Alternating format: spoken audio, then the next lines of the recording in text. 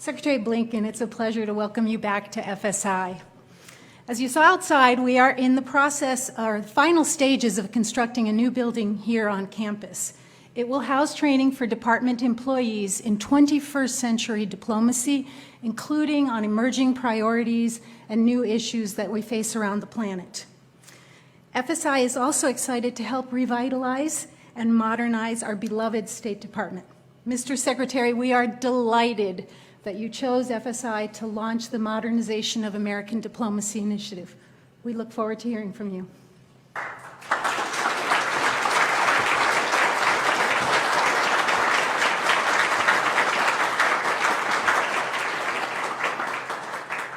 Thank you all so much, and Julieta, thank you so much for your leadership of this remarkable institution, one that's increasingly vital to the future of our department, the future of our diplomacy. And everyone here today, it's wonderful to see you. It's also wonderful to see so many of our colleagues in person, face to face, or at least mask to mask. To all of you joining us today, please, thank you. Whether in person or via video, welcome. We have with us members of Congress, including, I think, virtually House Foreign Affairs Committee Chairman Meeks, representatives from employee affinity groups at State, friends of American diplomacy, students here at FSI, including some of our newest diplomats, and other members of the State Department community. And it is a pleasure to be here at the Foreign Service Institute, where generations of State Department personnel have trained and studied.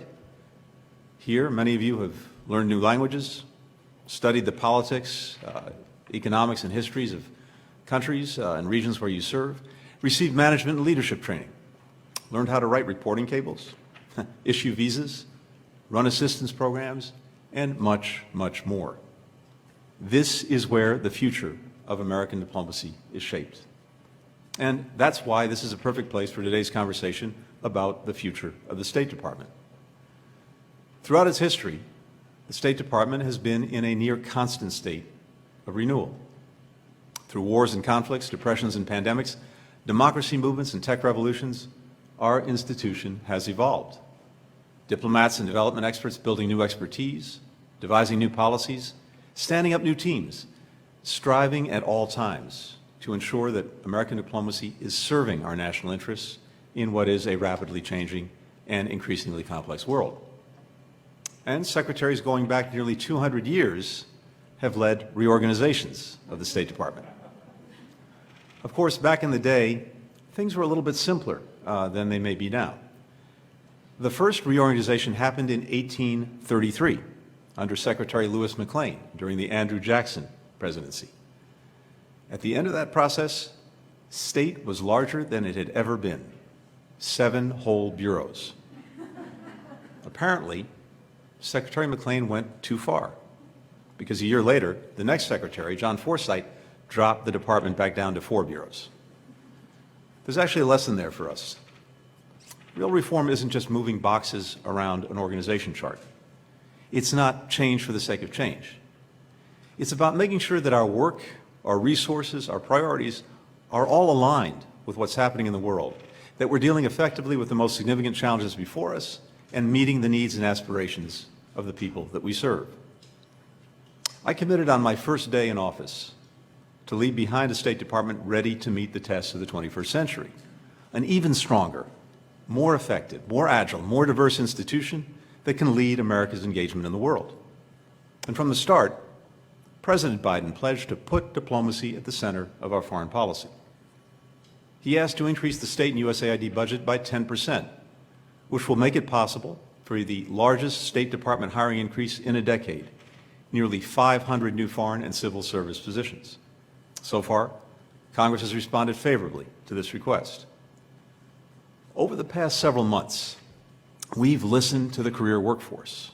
We've heard from the State Department's partners and advocates inside and outside of government, including in Congress, about what needs to be done to make sure that we're dealing effectively with the most significant challenges before us and meeting the needs and aspirations of the American people. The diagnosis is actually widely shared, and so are the remedies. We have a window before us to to make historic, lasting change, and we're determined to seize it. So today, I'm pleased to share with you our plan to modernize the purpose and institution of American diplomacy. Some of our proposals are already being implemented. Others will be rolled out soon. And as I said on Monday when I met with our chiefs of mission around the world and with department leaders, at every step, we want to hear from our people about how we can most effectively do the things that I'll lay out today. There are, as with any good plan, a few pillars, 5 of them. First, we will build our capacity and expertise in the areas that will be critical to our national security in the years ahead, particularly climate, global health, cybersecurity and emerging technologies, economics, and multilateral diplomacy. This isn't just a new list of priorities by a new administration. It reflects a significant reorientation of U.S. foreign policy that focuses on the forces that most directly and consequentially affect Americans' lives, livelihoods, and security, and that will increasingly be at the heart of our alliances and partnerships and core to our engagement with strategic competitors. On cyberspace and emerging technologies, we have a major stake in shaping the digital revolution that's happening around us and making sure that it serves our people, protects our interests, boosts our competitiveness, and upholds our values. We want to prevent cyber attacks that put our people, our networks, companies, and critical infrastructure at risk. We want the Internet to remain a transformative force for learning, for connection, for economic growth, not a tool of repression. We want to shape the standards that govern new technology so they ensure quality, protect consumer health and safety, facilitate trade, respect people's rights.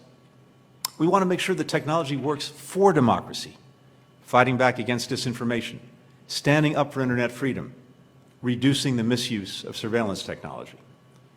And we want to promote cooperation, advancing this agenda tech by tech, issue by issue, with democratic partners by our side. All of this is work for American diplomacy. After an intense review led by Deputy Secretary Sherman and McKeon that included consultations with partners in Congress and outside experts, I intend, with the support of Congress, to establish a new bureau for cyberspace and digital policy, headed by an ambassador at large, and to name a new special envoy for critical and emerging technology. Both will report to Deputy Secretary Sherman for at least the first year.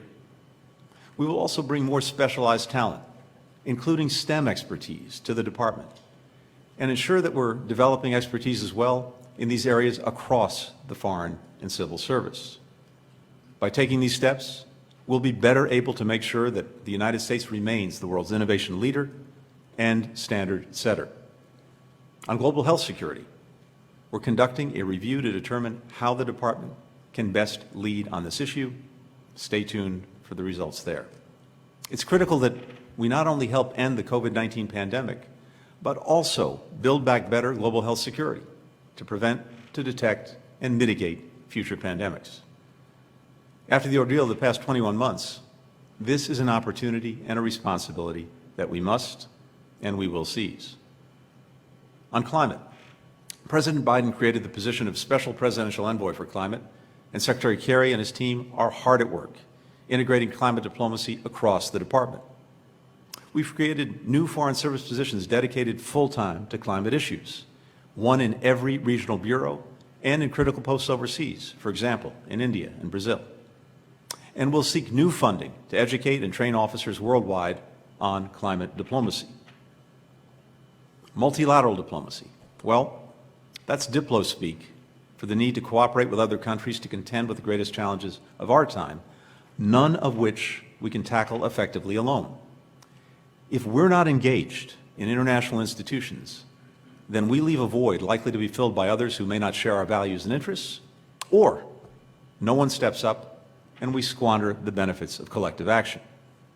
And wherever and whenever new rules are being debated, for example, on how the global economy should work, how the Internet should be governed, how our environment should be protected, how human rights should be defined and defended, American diplomats need to be at the table. So, we're ramping up our expertise, our skills, and our training. And we've created a new office within the International Organizations Bureau with a single mandate: to ensure that we and our closest partners can win elections to lead key institutions, be appointed to key bodies, serve in key positions across the United Nations, and push back against those looking to undermine the integrity of the international system that we help to build, to shape, and to lead. In a more competitive global economy, we'll continue to invest in economic expertise in the civil and foreign service. And we're substantially increasing the number of economic officers posted around the world to promote American exports and businesses, to advocate for level playing field, and help shape the new global economy in ways that strengthen the American middle class. Second, we will elevate new voices and encourage more initiative and more innovation. We're launching a new Policy Ideas channel. Employees at any level, anywhere in the world, will be able to share their policy ideas directly with department leaders. We know they have fresh and creative thinking. We value their perspectives, and we believe that good ideas are good ideas wherever they come from. So let's make it easier for your good ideas to be heard by people making the decisions. I've also revitalized the dissent channel because dissent is patriotic. And it shouldn't just be protected, it should be and it will be welcomed. I'm reading and responding to every dissent that comes through the channel. And I hope the dissent channel will encourage a culture of constructive, professional dissent more broadly throughout the department, because dissent makes us stronger. We also want to hear more from the American people. Our mission is to deliver for them and all those who have an equity in the work that we do. Too often, our communication is a one-way street. We talk, and we hope they listen. We've got to do more listening. And that's not just the right thing to do, it's the necessary thing to do. Because if key stakeholders aren't with us on the takeoff, they're less likely to stick with us on the landing. We need their ideas, and we need their buy-in. So, I'll be asking all senior officials to make domestic travel and engagement a greater priority. And that includes senior leaders at posts who can engage virtually. We're going to reach out much more regularly to civil society groups, private companies, state and local governments, community organizations, universities. And we'll make sure that we're connecting with people from different parts of the country, urban and rural, because our mission isn't to serve some Americans, but all Americans. We're diplomats, and we're going to focus more of our diplomacy here at home to make sure our policies reflect the needs, the aspirations, the values of the American people. Third, we will build and retain a diverse, dynamic, and entrepreneurial workforce. It will equip and empower our employees to succeed. Our diversity as a nation, in backgrounds and experiences, in race, religion, ethnicity, in countries of origin, is among our greatest competitive advantages in the world. Failing to draw on that diversity shortchanges our foreign policy and our ability to advance our interests in the world. I'm determined that we win the competition for talent, and that competition has grown fierce in recent decades.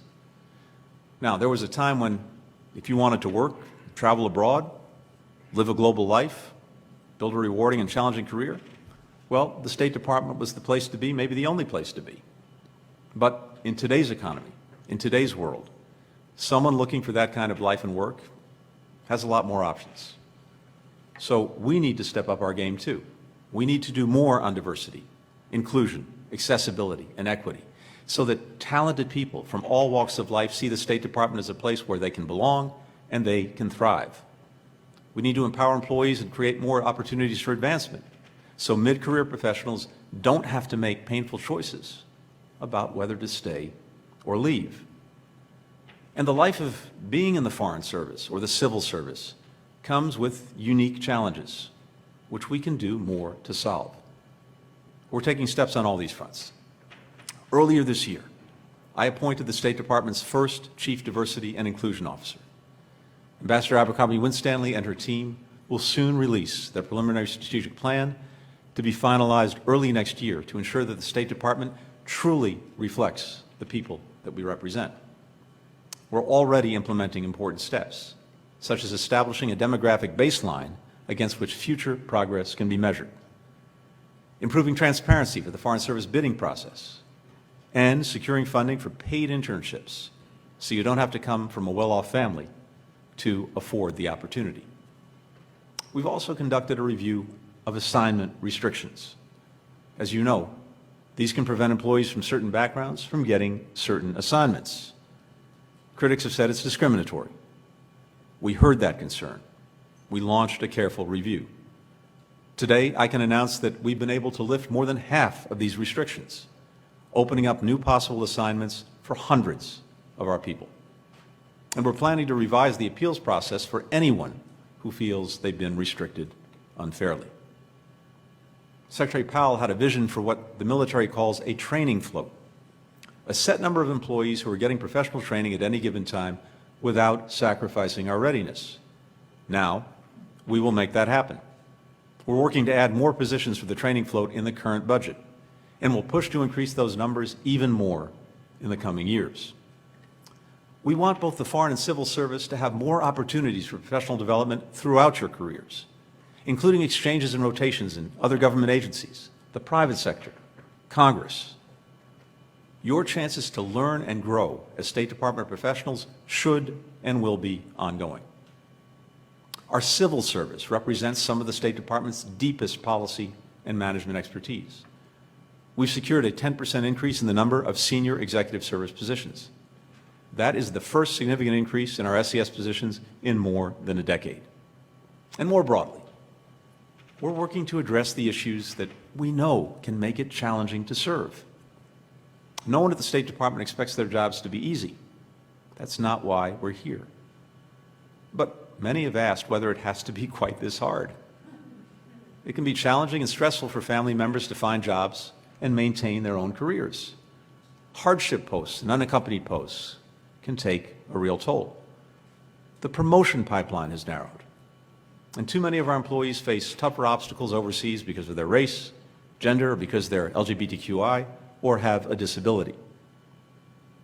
I take all these issues very seriously, and I know that we can do even more to address them, to ensure that choosing a career with the State Department is not only meaningful and rewarding, but sustainable and family-friendly as well.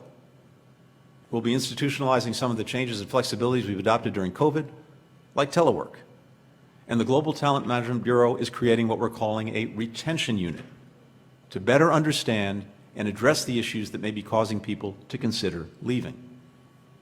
We've got to do better on keeping, empowering, supporting the incredible talent and expertise that we already have in this community. If we don't, so much else that we're doing on recruitment and hiring will fall short. The fourth pillar is modernizing our tech, our comms, our analytical capabilities. The United States is the most technologically advanced country on earth. The State Department should be empowered by that strength. I'm seeking a significant increase in our IT budget. We're asking for 50% more. You need better tools to do your jobs flexibly, efficiently, securely, from Washington and from the field. And accessibility must be built into our tech infrastructure from the ground up. We also want to go much further in using technology, innovation, and data to solve foreign policy challenges. We unveiled the State Department's first ever enterprise data strategy last month. If you haven't had a chance to check it out, please do so. The department has vast and diverse data sets, but we haven't done a good enough job making data available to you in a timely and useful way to help you make missions or management decisions more effectively. We're changing that. We also haven't always done a good job capturing lessons from our work. A learning institution is a strong institution, open to new insights, new information, new ways of working. I want to take a moment here to talk about a major example of where it's absolutely critical that we capture and benefit from lessons learned, and that's Afghanistan. Many of you and your colleagues around the world worked with great intensity to help bring to safety more than 120,000 American citizens, foreign partners, Afghans at risk. It's a remarkable achievement and a testament not only to your commitment and ingenuity, but also your deep sense of mission toward Afghanistan. That said, the operation was also incredibly difficult. And there are many things that now, looking back, we can and should ask. Could we have done things differently? Could we have taken that step differently?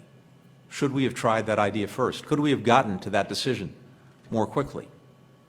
We learned a lot in a short period of time. We learned it the hard way. We learned by doing. Now, we owe it to ourselves, to our Afghan friends and partners, to the future State Department employees who might find themselves facing a similar challenge one day, to capture all that we learned, to study it, to apply it, to preserve it in a way that it enhances our future planning and helps us prepare better for future contingencies. I've ordered a series of internal reviews focused on our planning and execution for the evacuation and relocation effort in Afghanistan. We will not let this opportunity to learn and do better pass us by. The fifth and final pillar of our plan is to reinvigorate the in-person diplomacy and public engagement that's essential to advance U.S. national interests. Because for all the benefits of technologies like Zoom, there's no substitute for face-to-face engagement. And there's no one more courageous, more intrepid, more enterprising than the U.S. Foreign Service, especially when it comes to public engagement, which is such a vital piece of our diplomacy. In the past few years, we've seen again how being an American diplomat comes with risk. Our people have conducted the evacuation and relocation operation in Afghanistan under perilous conditions. Our embassy teams around the world are still facing a dangerous pandemic. Too many of our people have been affected by the anomalous health incidents that we continue to investigate. I've met with colleagues around the world who've been struck by these health incidents. I'm deeply moved by what they've been through. We will not spare any effort to protect our people, to make sure they have access to the best care, and we will leave no stone unturned to get to the bottom of what and who is behind these incidents. And I'll have more to say about that in the next day. These incidents remind us that being a diplomat can be dangerous, and we must do everything we can to keep our people and their families safe. Having said that, we've also heard from many diplomats around the world how it's harder than it needs to be for them to do the kind of on-the-ground, person-to-person diplomacy that is so essential. For example, new embassies are often built far from central areas and with intense security measures, which makes it hard for our diplomats simply to schedule meetings off campus. It can take months, even years, to open new missions, something we used to do much more quickly. And moving our people into new places, even low-risk places, often comes with security regulations that slow us down considerably. Meanwhile, other countries are increasing their diplomatic presence worldwide with far greater ease. We can keep our people and their families safe while also standing up new locations overseas quickly to respond to changing events, and while engaging more outside embassy walls and extending our reach to cities, communities, commercial centers beyond national capitals. A world of zero risk is not a world in which American diplomacy can deliver. We have to accept risk and manage it smartly. And in this, as in other areas, we will work closely with Congress to ensure that we have the authorities and policies in place to support our people. So what I hope has come through here is that none of these changes are reform for the sake of reform. They're all tied directly to the mission in front of us, the goals that we've set for ourselves, the fundamental strength and health of this institution that we love. We need to put the State Department in the best possible position to confront the challenges facing our country, and we need to build, support, and protect the workforce that makes everything that we do possible. The people of the State Department are dedicated, talented public servants who work miracles every day on behalf of the American people. We designed this plan with them in mind because they're our greatest asset. They deserve our best. We recently lost two giants of American diplomacy, George Shultz, for whom this National Foreign Affairs Training Center is named, and Colin Powell, two men who loved and respected the State Department and its people. The women and men of the State Department felt the same way about them. Reflecting on their legacies, it drove home for me how all of us, at every level, are part of the State Department for only a short time. And in the time that we have here, it's our privilege to do all we can to leave this department stronger than we found it, so that when we pass the baton to those who follow, they can grab it and run even further ahead. I take that responsibility very seriously. I know that you do too. That's what this modernization plan is all about. And I'm looking forward to carrying it out in partnership with each and every one of you. Thanks very much.